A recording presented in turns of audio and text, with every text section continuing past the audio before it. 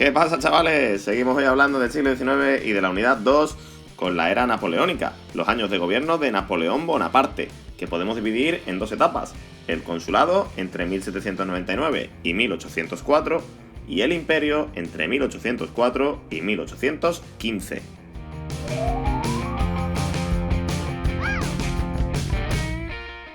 Tirando del vídeo anterior, recordaréis que el gobierno de Napoleón comienza con el golpe de estado de Brumario, en noviembre de 1799. Tras este golpe, Napoleón fue nombrado cónsul, un cargo en el que en teoría compartía el poder con otras personas. Pero en la práctica lo cierto es que esto no era así. Napoleón era el que mandaba y era prácticamente el gobernante absoluto de Francia. Resumiendo, que este gobierno de Napoleón va a ser un gobierno autoritario, en el que no existe la separación de poderes, es decir, el poder está concentrado, las libertades también están muy limitadas y no hay una declaración de derechos, y también existe la... Vaya hombre, no me han dejado de decirlo, la... Napoleón, tío. ¡Déjame hablar! La censura. Ahora sí, hombre, por fin, qué trabajito ha costado decirlo, chiquillo. Bien, este nuevo gobierno una vez más va a defender los intereses de la burguesía moderada, la misma que habían defendido los girondinos y después el Directorio. ¿Y qué medidas va a llevar a cabo Napoleón durante el consulado? Pues su primer objetivo va a ser, sin duda, evitar el regreso del absolutismo. Aunque Napoleón gobierna de una forma autoritaria y poco acorde a los principios de la Revolución, sí que defiende la igualdad de todas las personas ante la ley, que es algo totalmente contrario al antiguo régimen. ¡Excelente! Para solucionar los problemas que estaba atravesando Francia, Napoleón va a intentar centralizar la administración y el Estado, intentando con ello aumentar su control sobre las diferentes regiones del país. Y para que los funcionarios que se encargaban de esta administración estuvieran mejor formados, también se va a impulsar la enseñanza. El siguiente paso, y este es muy importante, va a ser intentar mejorar la convivencia dentro de Francia. Va a ser un poco equilibrar el país. Ya que si recordáis venimos de una época muy convulsa, la revolución, las ejecuciones, el terror, Robespierre, la guillotina, etcétera, etcétera. Napoleón va a intentar que se calmen un poco los ánimos dentro de Francia. ¿Y qué medidas se van a tomar para ello? Pues muy sencillo. En primer lugar, se va a permitir el regreso de los exiliados, de todas aquellas personas que habían tenido que huir de Francia por culpa de la revolución. Ahora se les va a permitir volver siempre y cuando juren lealtad al régimen de Napoleón. También se firmó un concordato con la Iglesia, es decir, un acuerdo para intentar mejorar las relaciones con esta institución, que se habían deteriorado muchísimo a raíz de las desamortizaciones. Y por último, y más importante, se va a aprobar un código civil, es decir, un código de leyes que va a regular las relaciones entre las personas que viven dentro de Francia. Se trata de un código de leyes fundamental en la historia de Europa y con muchísima influencia histórica posterior. Por último, también se va a intentar estimular la economía a través de la creación del Banco de Francia o de un código de comercio. Esto forma parte del Código Civil, del Código Napoleónico. Son una serie de leyes que regulan las relaciones comerciales entre las personas. Y por último, también se va a invertir en la modernización del campo y la industria. La cosa le va a ir tan bien a Napoleón durante el consulado que en el año 1804 se va a proclamar emperador de los franceses. Y va a comenzar una preciosa historia de amor con Europa.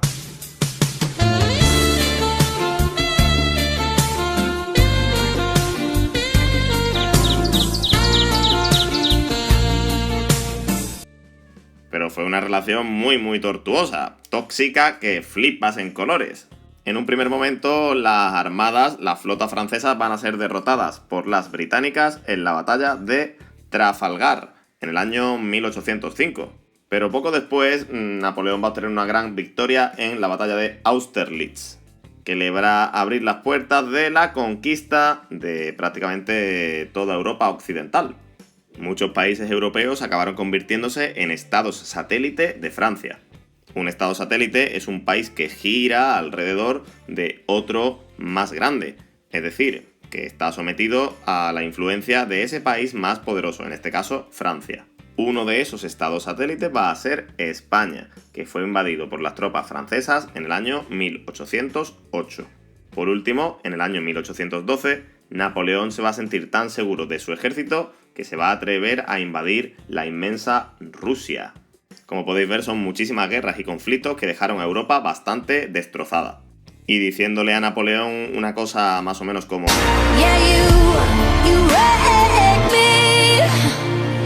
Aquí os traigo un mapa de Europa en torno al año 1812 precisamente.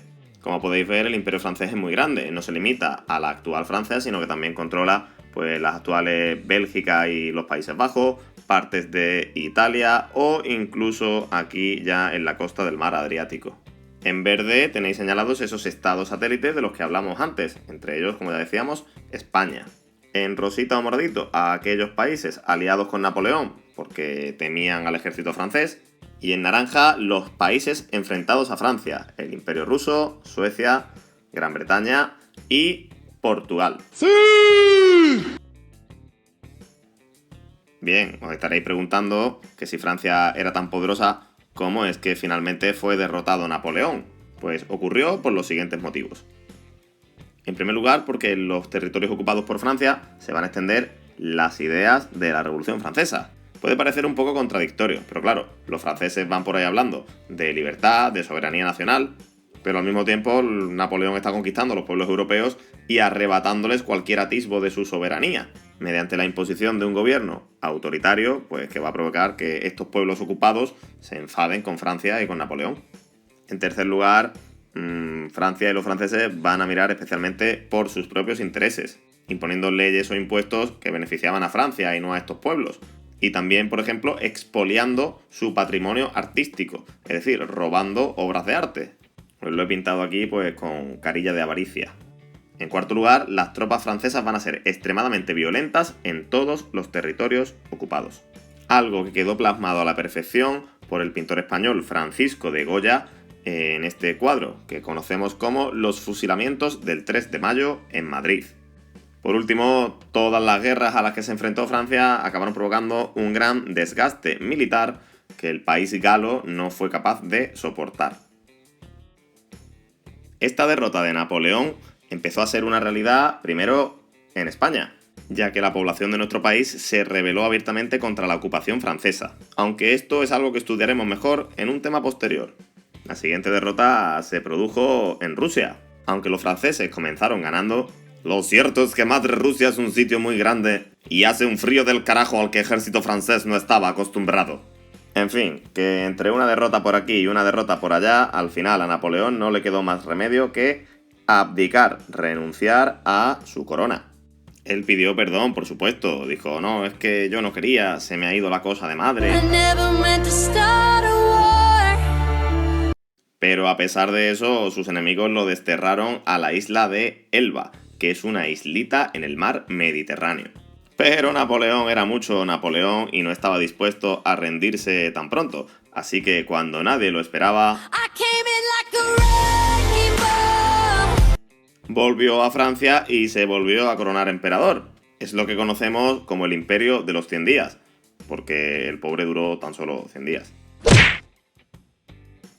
Sus enemigos le dieron pal pelo en la batalla de Waterloo en el año 1815, tras lo que fue definitivamente desterrado a la isla de Santa Elena, en mitad del océano Atlántico, a tomar por saco, vaya, para que no pudiese volver nunca más.